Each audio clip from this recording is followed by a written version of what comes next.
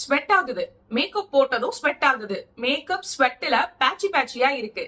இதெல்லாம் நான் daily receive பண்ற கொஸ்டின்ஸ். வெயிட், நான் என்னெல்லாம் டிப்ஸ் ஃபாலோ பண்ணுவேனோ அதெல்லாம் இன்னைக்கு நான் உங்களுக்கு சொல்லி கொடுக்க போறேன். இது எல்லாம் நீங்க ஃபாலோ பண்ணீங்கன்னா ஸ்வெட்டே ஆனாலும் மேக்கப் மூவ் ஆகாம அதே இடத்துல இருக்கும். சோ டைம் வேஸ்ட் பண்ணாம ஆரம்பிக்கலாமா? ஃபர்ஸ்ட் என்னோட ஃபேஸ நல்லா வாஷ் பண்ணிட்டேன். செகண்ட் ஒரு குட் அமௌண்ட் ஆஃப் டோனர் போட்டுக்க போறேன். என்னதான் நம்ம ஃபேஸ் வாஷ் பண்ணிருந்தாலும் நம்ம ஸ்கின்ல கொஞ்சம் டர்ட்ஸ் இருக்கதான் செய்யும். அது எல்லாத்தையும் இந்த டோனர் ரிமூவ் பண்ணி நம்மளோட ஃபேஸ மேக்கப்க்கு நல்லா கிளீன் பண்ணி கொடுக்கும். ஸ்கின்ல நல்லா அப்சர்வ் ஆனதுக்கு அப்புறம் குட் அமௌண்ட் ஆஃப் மாய்ஸ்சரைசர். குட் அமௌண்ட்னா 1 கிலோ அள்ளி போடுறது கிடையாது, இந்த மாதிரி போடுறதும் கிடையாது, தேவைக்கு ஏத்த அளவு போடுறது. நல்ல ஸ்கின்ல அப்சர்வ் ஆகிற அளவு பிளெண்ட் பண்ணி குட்டியா ஒரு மசாஜ் கொடுத்து ஃபேஸ்ல அப்ளை பண்ணிக்கோங்க. ஒன்ஸ் நல்லா மாய்ஸ்சரைசர் ஸ்கின்ல அப்சர்வ் ஆனதுக்கு அப்புறம் பிரைமர் போட்டுக்கிறேன். இன்னைக்கு நான் யூஸ் பண்றது ரெனேயோட பிரைமர். எங்கெல்லாம் எனக்கு வேர்க்குமோ அங்கெல்லாம் நல்லா கான்சென்ட்ரேட் பண்ணி இந்த பிரைமரை யூஸ் பண்ணிக்க போறேன். ஃபர்ஸ்ட் என்னோட நோஸ சுத்தி,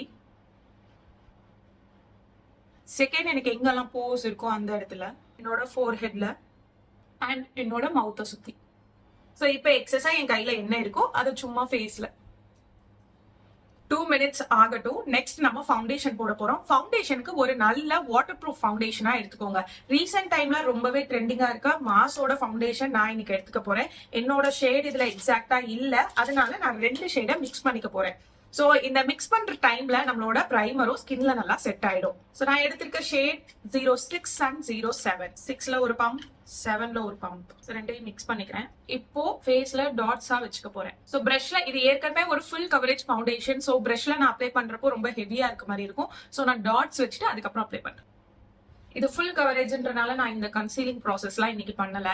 பிளெண்ட் பண்றப்ப நல்லா கான்சென்ட்ரேட் பண்ணி பிளெண்ட் பண்ணிக்கோங்க. இந்த foundation normal to oily skin பீப்புளுக்கு சூப்பரா செட் ஆகும். ட்ரை ஸ்கின்னுக்கு நான் யூஸ் பண்ணி பார்த்ததுல, so I am not sure.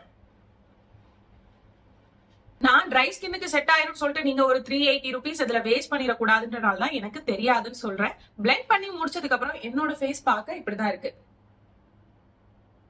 Next highlight பண்ணிக்க போறேன். எல்லாத்தையும் நம்ம நல்லா பிளெண்ட் பண்ணிக்க போறோம். First contour. ஒரு ஃபுல் கவரேஜ் ஃபவுண்டேஷன் போடுறப்போ ஃபேஸை இந்த மாதிரி ஸ்கட் பண்ணி ஹைலைட் பண்ணிக்கிறது ரொம்ப ஆடா இல்லாம நீட்டா இருக்கும்.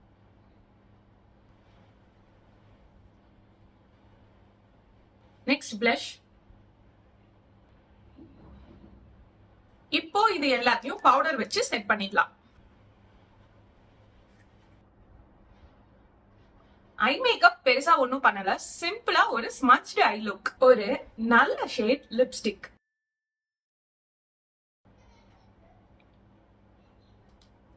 ஃபைனலா எனக்கு பிடிச்ச செட்டிங் ஸ்ப்ரே.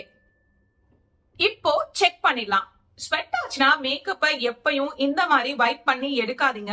ஸ்வெட் நல்லா ட்ரை ஆகட்டும். அதுக்கப்புறம் கிச்சன் டவல் டிஷ்யூஸ் இருக்கும், அது நார்மல் டிஷ்யூவை விட திக்கா இருக்கும். அது உங்களோட ஸ்வெட்டை ஈஸியா அப்சர்வ் பண்ணிடும். அதை வச்சு டேப் பண்ணி எடுத்தீங்கன்னா உங்க மேக்கப் ஆல் டே லாங் அதே இடத்துல இருக்கும். மேக்கப்ன்றது பெயிண்ட் கிடையாது, அழியக்கூடிய ஒரு விஷயம் தான். பட் அதை நம்ம எப்படி கேரி பண்றோம்ன்றது தான் முக்கியம். சோ இந்த மாதிரி ட்ரை பண்ணி பாருங்க. உங்களுக்கு ஸ்வெட் ஆனாலும் உங்க மேக்கப் ரிமூவ் ஆகாது. இன்னொரு யூஸ்ஃபுல் வீடியோல நான் உங்களை பாக்குறேன்.